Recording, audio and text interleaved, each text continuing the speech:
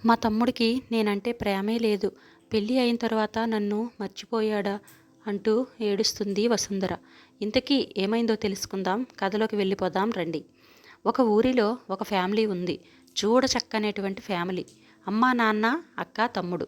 అక్క పేరు వసుంధర, తమ్ముడు పేరు కుమార్. అమ్మా నాన్నలు వారిని ఎటువంటి లోటు లేకుండా పెంచారు.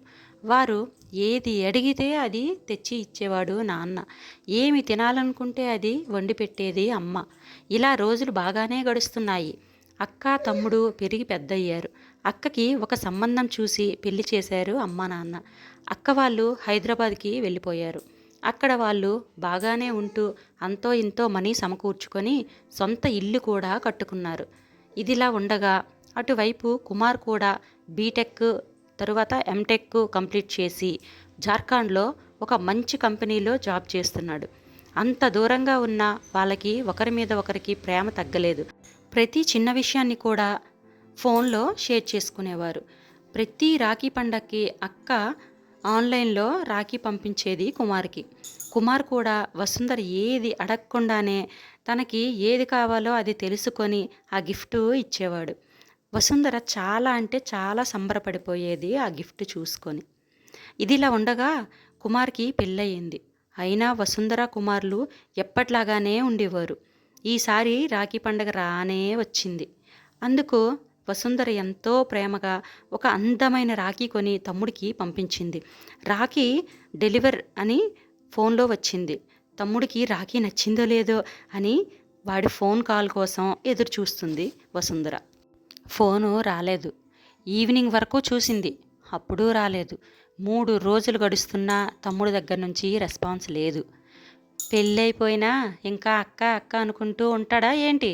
ఇప్పుడు పెళ్ళాం వచ్చింది కదా, ఏ మాయ మాటలు చెప్పిందో ఏమో. అసలు మీ తమ్ముడికి నువ్వు పంపిన రాఖీ కనీసం అందిందో లేదో, అందినా ఓపెన్ చేశాడో లేకపోతే పక్కన పడేశాడో అని చుట్టుపక్కల వాళ్ళు అంటుంటే వసుంధర మనసు చాలా బాధపడేది. నిజంగానే మా తమ్ముడు నన్ను దూరం పెడుతున్నాడా అని బాధపడుతూ తిండి కూడా సరిగా తినేది కాదు వసుంధర. ఆ రోజు రాఖీ పండగ. వసుంధర ఇంటి ముందు కూర్చొని తమ్ముడు గురించి ఆలోచిస్తూ ఉంది. ఈ రోజైనా కనీసం మా తమ్ముడు కాల్కి రెస్పాన్స్ అవుతాడో లేదో అని అనుకుంటూ ఆమెకు తెలియకుండానే ఆమె కళ్ళల్లో నీరు ప్రవాహంలా పొంగిపోతుంది.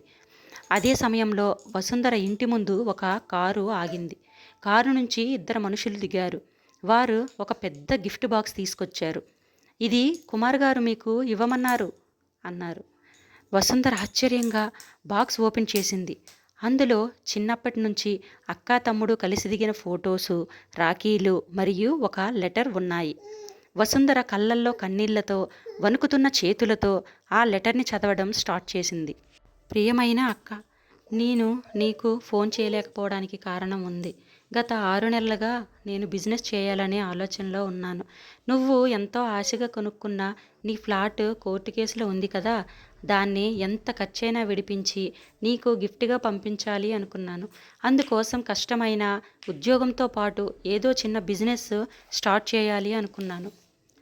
నన్ను అందరూ తప్పుగా అర్థం చేసుకున్నా పర్వాలేదు, కానీ నువ్వు మాత్రం నన్ను నమ్ముతావని తెలుసు. ఈరోజు నేను నీ దగ్గరకు రావాల్సిందే, కానీ వస్తున్న దారిలో ఒక ప్రమాదం జరిగింది.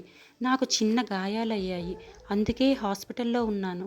అక్క, నువ్వు చిన్నప్పటి నుంచి నన్ను అమ్మలా చూసుకున్నావు, నాన్నలా ధైర్యం చెప్పావు, ఫ్రెండ్లా పోట్లాడావు. అన్ని రకాలుగా నువ్వు నన్ను చూసుకున్నావు. ఈ జీవితంలో నేను నీ రుణం ఎప్పటికీ తీర్చుకోలేను. రాఖీ కట్టించుకోలేకపోయినా నా హృదయంలో నీ రాఖీ, నీ మీద ప్రేమ ఎప్పటికీ ఉంటాయి. నీ తమ్ముడు కుమార్.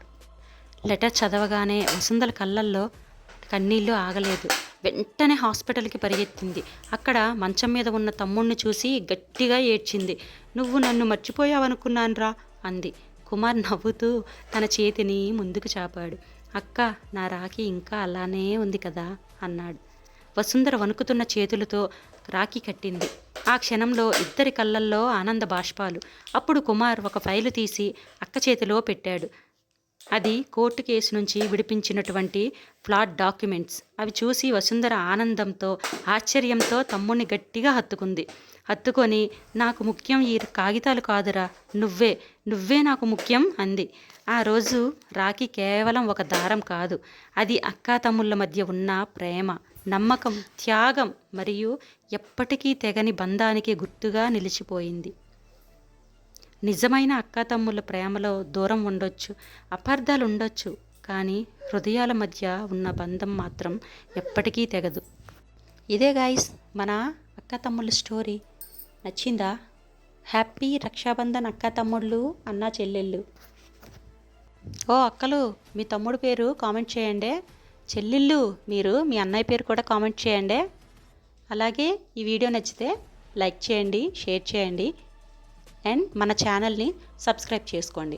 ఒక విషయం మర్చిపోయాను గాయస్, అక్కా తమ్ముళ్ళు, అన్న చెల్లెళ్ళు, చిన్నవాళ్ళైనా లేక పెళ్ళైపోయిన వాళ్ళైనా ఎప్పటికీ కలిసి ఉండాలని కోరుకుంటున్నాను.